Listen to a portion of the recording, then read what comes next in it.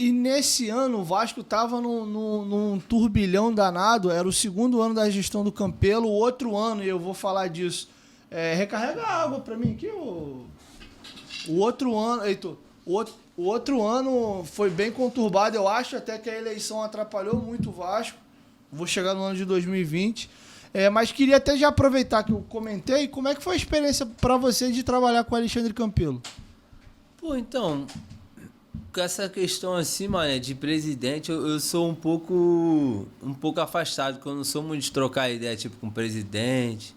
Eu nunca tive muita intimidade assim com o diretor, então eu fico mais ali na parte do campo, mano. Eu evito entrar nessas partes, sabe? De presidência, de diretoria. Porque, pô, a gente não vai mudar nada, então eu evito. Quase não tenho contato assim, nem procuro saber e tal. Só vejo, né, as notícias e tudo mais, mas nunca tive, assim, contato. E qual era o contexto do Vasco em 2019? Ali vocês já conviviam com problema de salário atrasado? Como é que era o ambiente do Vasco ali? Não, em questão de salário atrasado, em 2019 teve. Eu acho que teve alguns momentos que a gente chegou a ficar 3.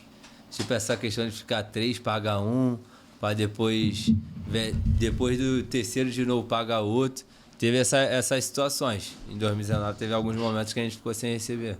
Inclusive, pegando o teu gancho, o Vanderlei Luxemburgo no final do ano sai por causa disso, porque ele tinha dado a palavra para vocês, que a diretoria tinha garantido que pelo menos no final do ano com a premiação, era para vocês ir sustentando esses 3 atrasados aí, pagando um, mas no final do ano ia botar tudo em dia, e não botou. Exato. O Vasco virou o ano, caiu um caminhão de penhora, deu aquele rolo todo, o Luxemburgo foi embora, e o Castan me contou, quando ele esteve aqui, que ele acha que essa relação dele de capitão, de ser esse elo, entre a diretoria com o salário atrasado e a pressão de vocês precisando receber funcionário, isso desgastou e sucumbiu ele.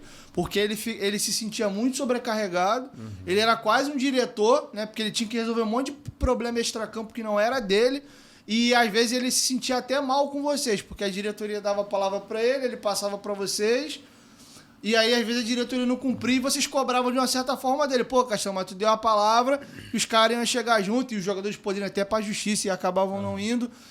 De fato foi isso mesmo? Foi, exatamente, mano.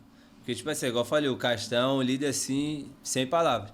Portanto que quando ele prometia, tal dia o Campelo passava pra ele, eu acho, se eu não me engano, e ele passava pra gente. E aí ele meio que ficava responsável pela situação. Pra tu ver que ninguém, tipo assim, reclamava com ele, porque todo mundo respeitava ele. Mas realmente foi exatamente isso, mano. Exatamente. Porque passavam as situações e o Castanha, ele era fogo, mano. Ele cobrava mesmo, não tinha conversa com ele, não. Se fosse pra cobrar diretoria, vamos dar um prêmio e tal, não deu, ele cobrava sinistro, mano. Né? Portanto que no ano seguinte teve umas premiações que ficou pra trás, no ano ele fez assinar um documento, e no ano seguinte nós recebemos essas premiações. No caso, os bichos dos jogos, que ficaram prometidos e não foram pagos. Aí no ano seguinte os caras pagaram. Porque o Castan conseguiu essa assinatura do presidente. Porque senão não ia pagar, não. Ia ficar para trás.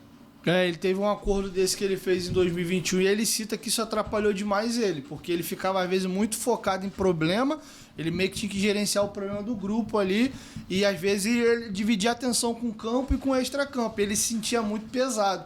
Ele até fala que essa experiência de jogar no Vasco foi a mais desgastante que ele teve na carreira com isso. Aí ele até teve problema com o Campelo, ele falou que o Campelo não foi muito correto com ele em algumas coisas também. Mas tirando essa questão aí, como é que foi trabalhar com o Leandro Castan, cara? Foi uma experiência muito boa, mano. Muito boa porque, tipo assim, tu conviver com um cara que é profissional e um líder como ele é pra poucas pessoas, mano. Porque é igual eu lembro de uma resenha quando eu cheguei. Assim que eu cheguei na academia, ele me parou. Ele falou, tu não precisa fazer nada demais aqui. Eu quero só o que tu faça. O que tu fez os 3 jogos contra o Vasco, eu quero que tu faça aqui. Só isso, mais nada.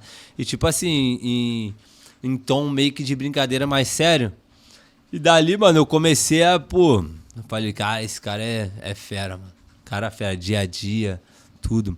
E é igual eu falei, ele, do mesmo jeito que ele te cobrava, tipo assim, ele podia ser teu amigo, mano. Falava, Marcos Júnior, parabéns, que não sei o quê. Mas se tivesse que te cobrar na hora que tivesse ruim, ele cobrava, mano. Então, tipo assim, um cara desse assim, tu não consegue nem ficar com raiva, mano. Porque, tipo assim, o cara te cobra em qualquer momento e te aplaude também quando tem que aplaudir. Então, mano, pra mim foi gratificante demais. E quando ele sai do Vasco em 21, aí do Vasco ele vai pro Guarani e ele aposenta, ele ficou meio marcado com a torcida, que a galera chamava ele de Capitão Instagram. Porque, só fala em rede social, postava uma postagem, um versículo, e às vezes falava pouco com a imprensa. E ele até cita que em 21 ele faz um acordo que ele já estava tão desgastado de ficar ele botando a cara toda hora, de que a ideia do Vasco era preparar o Ricardo Graça e aí ele já caminhar para aposentar ali e passar a bola pro Graça. E ele tinha combinado com o Pássaro que ele já não ia mais falar. Ele contou isso aqui no Futebolaço Podcast. Como é que vocês viam, às vezes, essas críticas da torcida em cima dele? Porque ele tem um 18, 19 e até meado de 20 incontestável. A galera tava até falando, capitão, vai virar ídolo e tal. E aí, depois da pandemia, quando o Vasco começa aquela sequência da luta pro rebaixamento, ele se queima legal com a galera e o 21 arrebenta com tudo, que é o primeiro ano que o Vasco cai e não sobe. Como é que vocês viram essa pressão de fora em cima do Castan? Então, mano, essa daí de 20 eu já nem, tipo assim, não me recordo tanto de ser tão forte igual o 21, que eu acho que 21 eu lembro. Puxado. Eu lembro um pouco.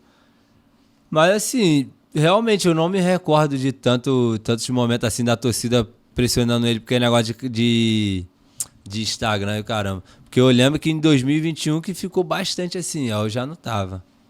Aí de sair eu já nem consigo falar bastante. E aí, galera, chegou até o final do corte, aproveita, dá essa moral e se inscreve. Nós gravamos novos episódios toda semana e os nossos cortes vão ao ar todos os dias. Então, se inscreve no Futebolaço Podcast para ter mais conteúdo e até o próximo corte.